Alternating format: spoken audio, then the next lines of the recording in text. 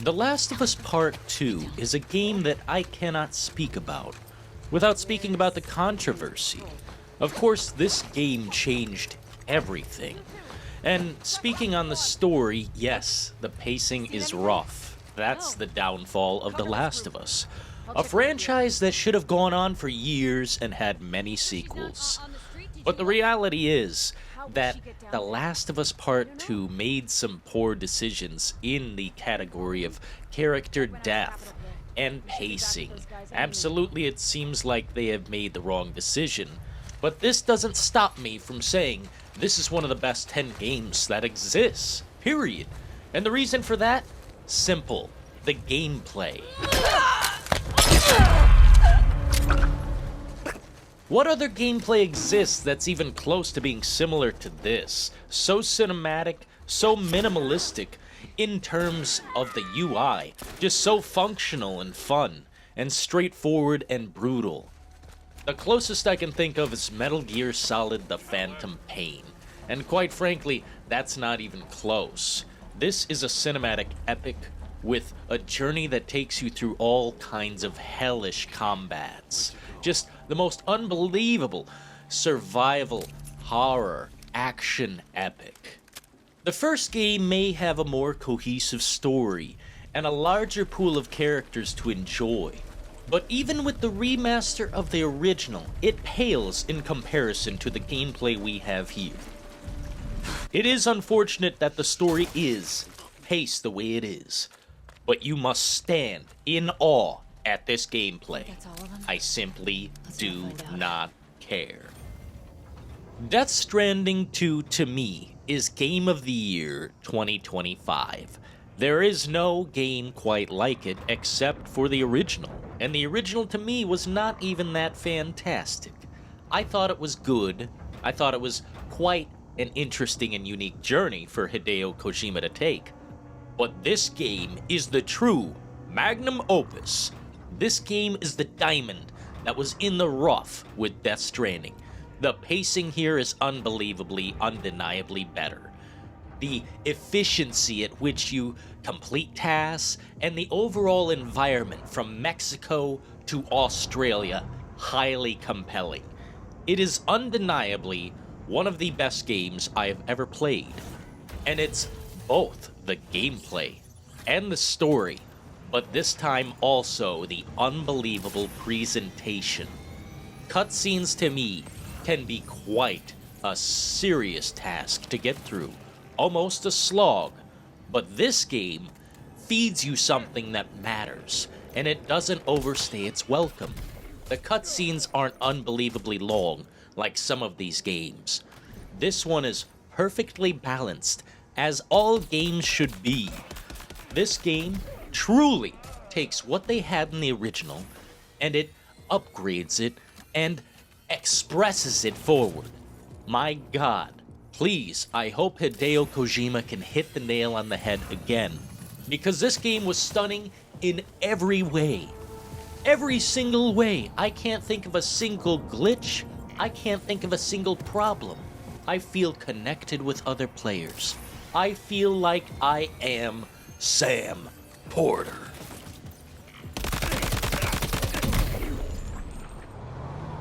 Some might say that Rockstar Games is the best in the world at what they do. I perhaps may be on that boat. We have yet to decide. But there was a time. Grand Theft Auto 4 is the best Grand Theft Auto game. It's by a wide margin as well. From the story and the characters to the overall tone, it was a game of its time, but at the same time, it's timeless. It may not look as fantastic as it once did when we first played it, but I'd rather have a game look like that and play like that than a game like GTA 5. GTA 5 felt more like a comedy. Grand Theft Auto 4 is not over the top and unrealistic in the ways that GTA 5 is. This is a more gritty, in-your-face, realistic, punishing journey. Nico Bellic has got to be one of the best, if not the best protagonist in Grand Theft Auto.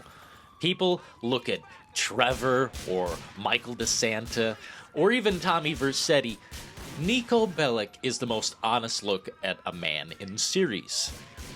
And while the story for GTA 4 is probably the most compelling of them all, I'd have to say that the gameplay annihilates the other games. From the physics to the driving to just the shooting overall, the sound of the popping of the guns, and the way you aim, the way the game feels, it feels less arcadey and more brutal. It's hard to describe, quite frankly, but the realism versus the juice of the story, there's a lot to squeeze out here, by the way. The game is not short, and it doesn't feel like a slog like GTA 5 does. And to speak on the difficulty level, it's actually one of the more difficult games, I'd say. It's really, honestly, one of the games that I would suggest to almost every individual on Earth. I guess the only people who would not like this game are those who do not like crime. Crime simulators to me are some of the most fun. They allow the devious side of the brain to just go unhinged maniac mode. There's pretty much nothing I would change about this game, but as I said, it was a game from its time in a way, although it is timeless. The only thing I would change is the color palette. Boom, a little more light, and we're good, man.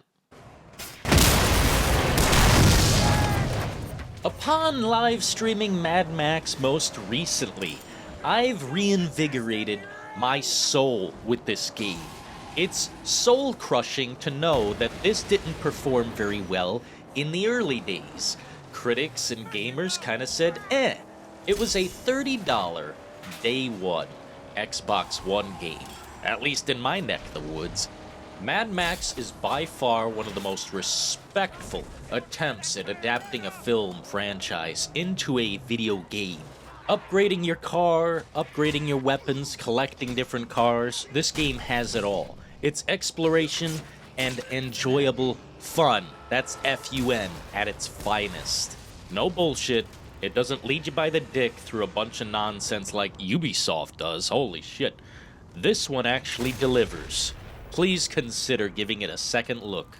If you enjoy the fighting style in Arkham Asylum or any of the Batman games, please. And speaking of Max, we're going Max Payne. I didn't have a fancy green light on my gun, just the stubborn desire to stop those thugs from having their way. I hadn't wanted to live so bad in years. And this is kind of like The Last of Us to me. You can put any of the 3 games in this category, and I will pretty much give it the certified stamp of approval from myself. If I thought things through, I may have sat down and let myself burn right there. Max Payne is a straightforward story about a man who lost it all. A man with nothing to lose is much more dangerous than a man with a lot to lose. In my opinion, Max Payne is the #1 character shooter in the world. He is a champion of personality. He has it all. His monologues are unbelievable. James McCaffrey is the best. And R.I.P. good sir, we love you. To me, Max Payne is the most exceptional third-person shooter franchise out there. It doesn't get better than this. It's gritty, down to earth, it blows your mind with bullet time. It's just truly one of those games that simplicity is the best choice. Move forward, continue shooting, there's obstacles ahead. How do I put this? Max Payne does what other games should, but they just can't figure it out. They never have. And quite frankly, if they ever will, I'm gonna call it a Max Payne ripoff. I hope the remakes are stunning, but we will see in due time. Alright guys, let's look alive. We're gonna get this prick. You've got action stars and action heroes, and there's Max Payne. He's not the hero. He's just the guy with the guns. Dual Berettas coming at you live from the crime scene with Max Payne.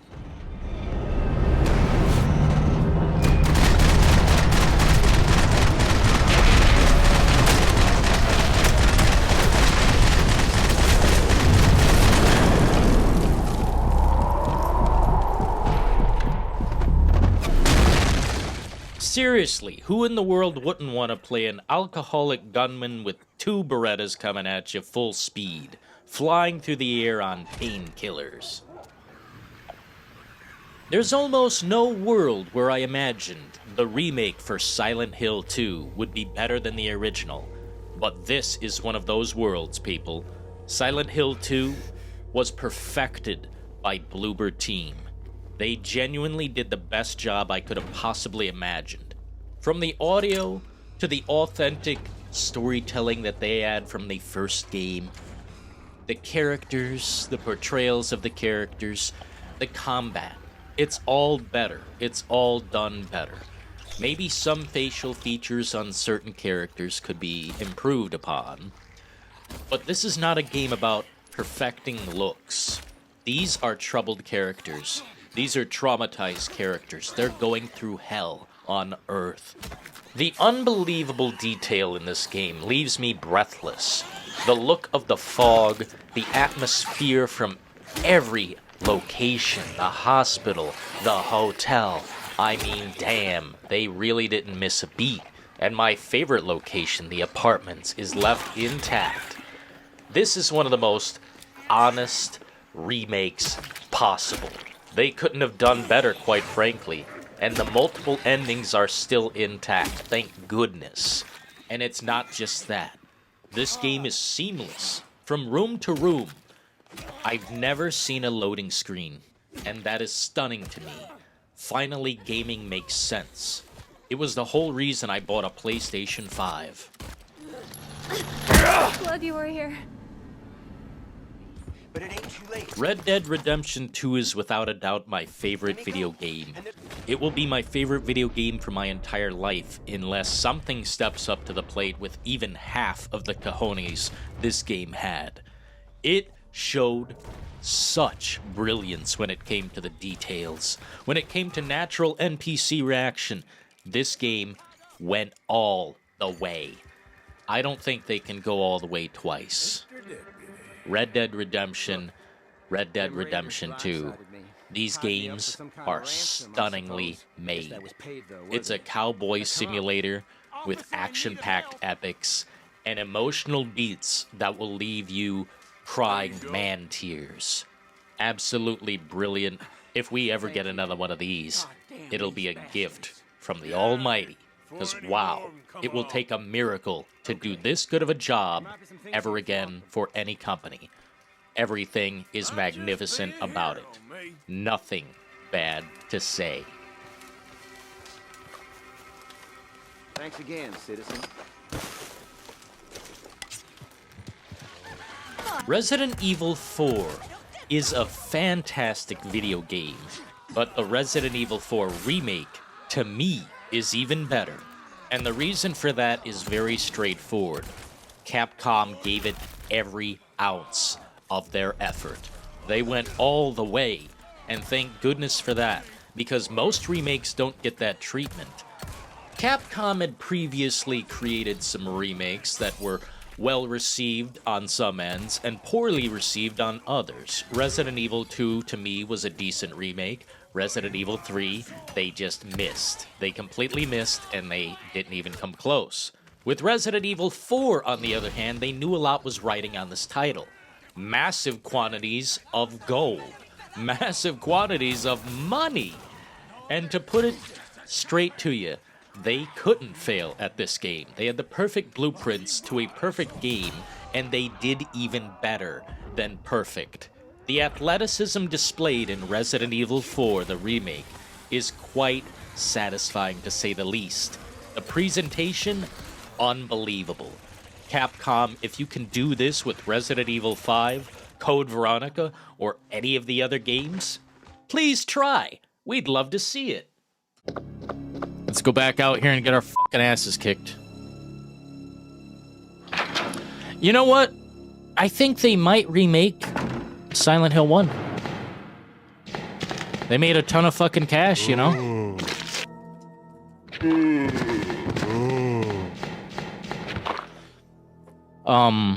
Yeah, Bloober made a bunch of money. Silent Hill 2 was a big success. So, I am totally fucked. Fuck Chief Irons. He's mid. I hope he went slow.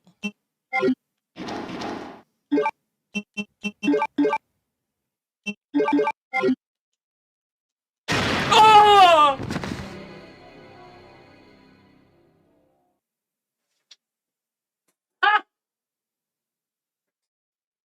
My God. Dude, that's...